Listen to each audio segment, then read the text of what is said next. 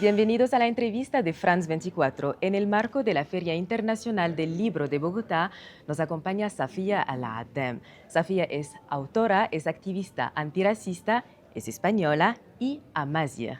Está con nosotros para presentar y conversar sobre su libro España racista, publicado en el 2024 en las ediciones Penguin. Sofía, bienvenida y muchas gracias por haber aceptado esta entrevista. Hola, buenos días, muchas gracias a vosotros, es un placer. España racista es tu segundo libro después de Hija de inmigrantes. En este nuevo trabajo confrontas a la sociedad española con la realidad del racismo y muestras cómo este fenómeno, que tiene consecuencias devastadoras en las personas que lo sufren, está presente en todas las esferas de la vida política y social en España. Pero al mismo tiempo dices que los españoles, las personas blancas españolas, no se consideran como racistas.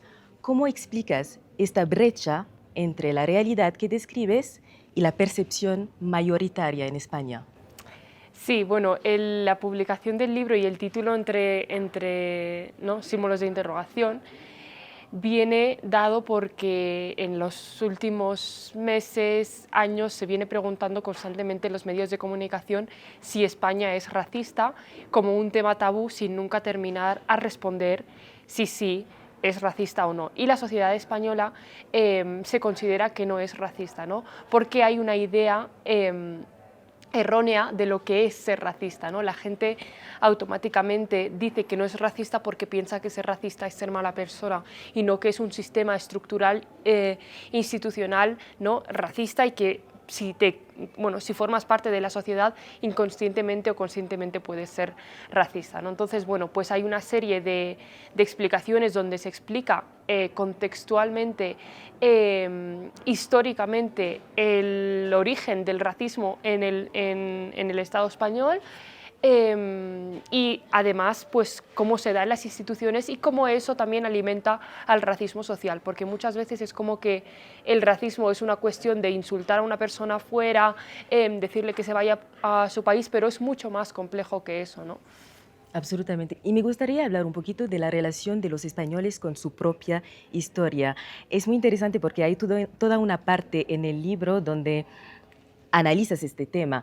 Por ejemplo, el término reconquista, que es utilizado en España para describir los combates por el control de la península durante el periodo de la presencia musulmana, y dices que en realidad es una construcción ideológica de carácter racista más que un hecho histórico objetivo. También criticas que figuras como el cardenal Cisneros, que cometieron atrocidades contra los pueblos musulmanes, sigan siendo celebradas en España. Entonces, ¿cómo describes esta relación de los españoles con su historia? ¿Está distorsionada esta relación? Totalmente distorsionada. O sea, cuando digo que el término reconquista no existe es porque hay varios historiadores que denuncian, ¿no?, que este término es erróneo y que se tiene que decir, se tiene que cambiar, ¿no?, que no había nada que reconquistar, sino que en realidad ha sido una conquista, ¿no?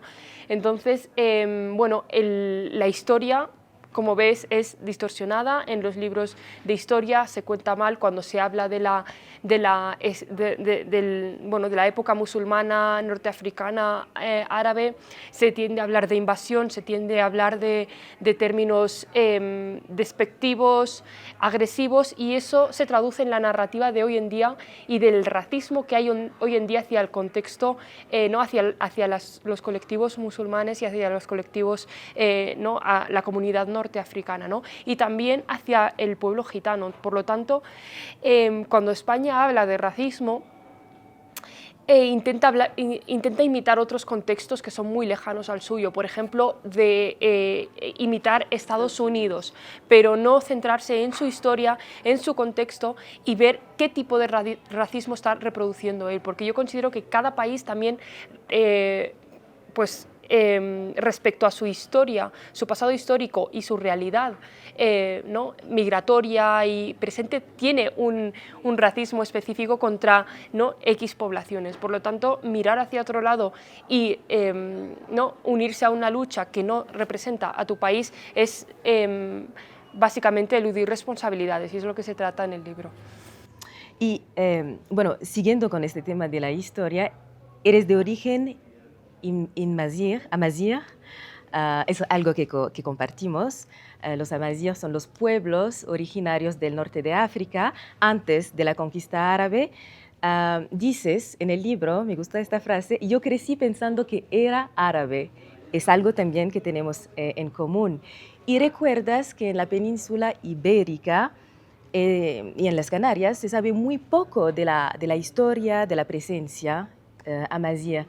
¿Qué mecanismos permitieron borrar esta memoria y cómo afecta esto la construcción de la identidad?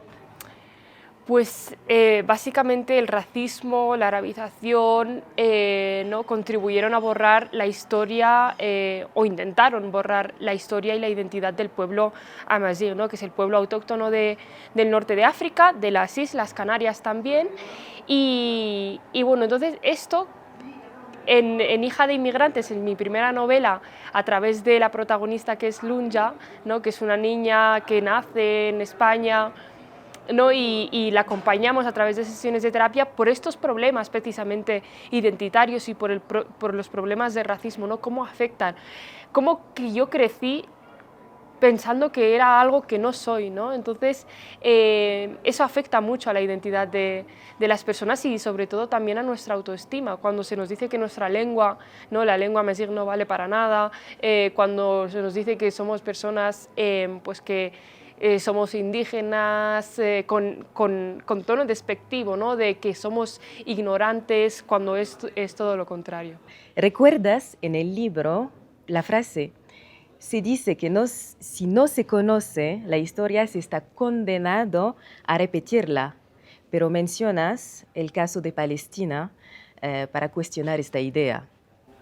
Así es, creo que hay muchas veces que se intenta combatir el racismo con frases que pueden ser con buena intención, pero realmente son lo contrario, ¿no? porque es como que le quitamos la gravedad al asunto, ¿no? sobre todo también cuando se habla de inmigración en cuestión de números, de que aportamos al país, de que el país nos necesita, cuando realmente es una cuestión humanitaria. Si tú me estás hablando de números, me estás deshumanizando.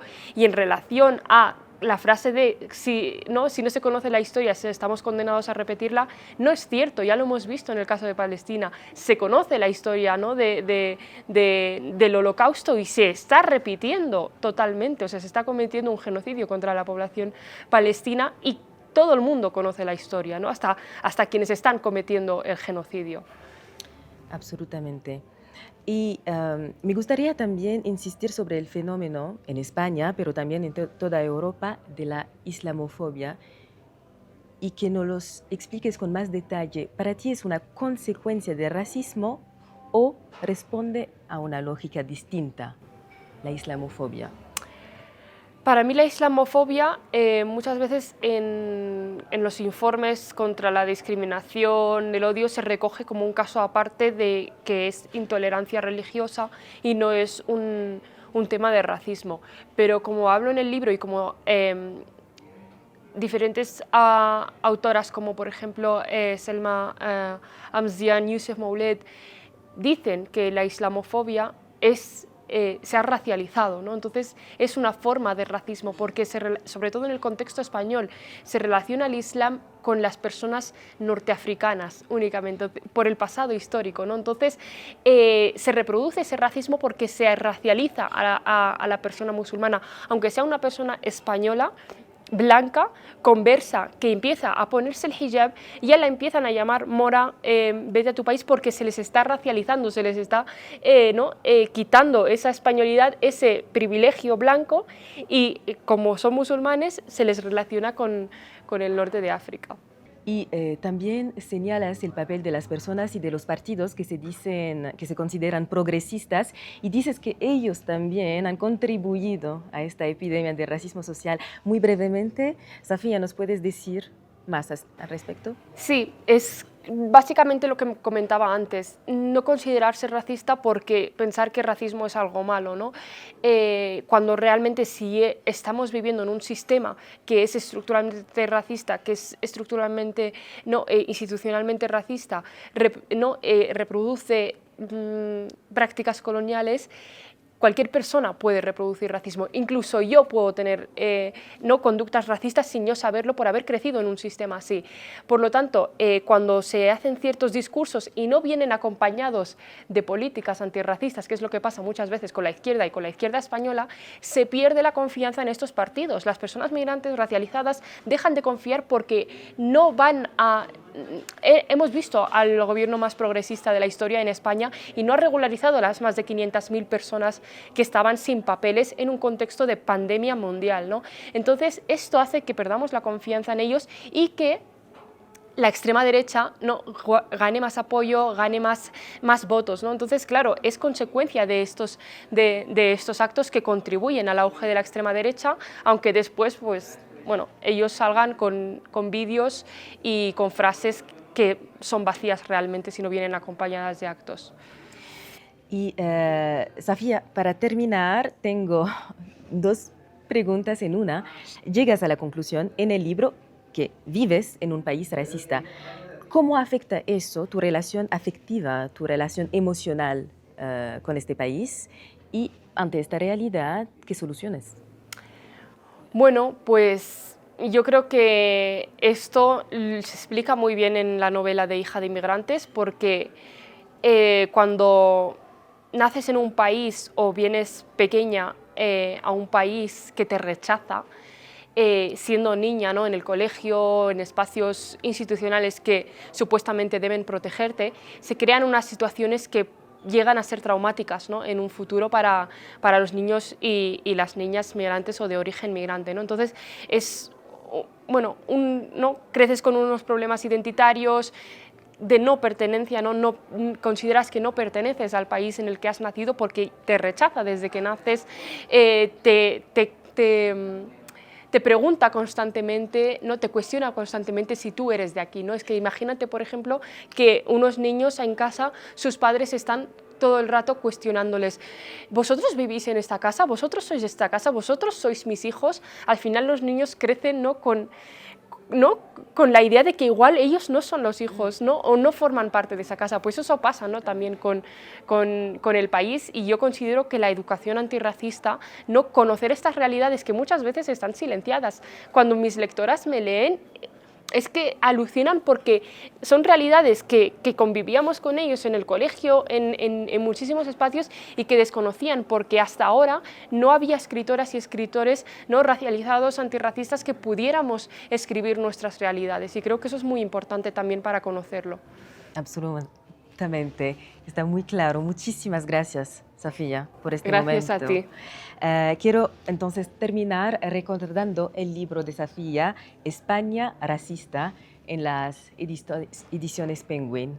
Una lectura muy, muy valiosa. Gracias, Sofía.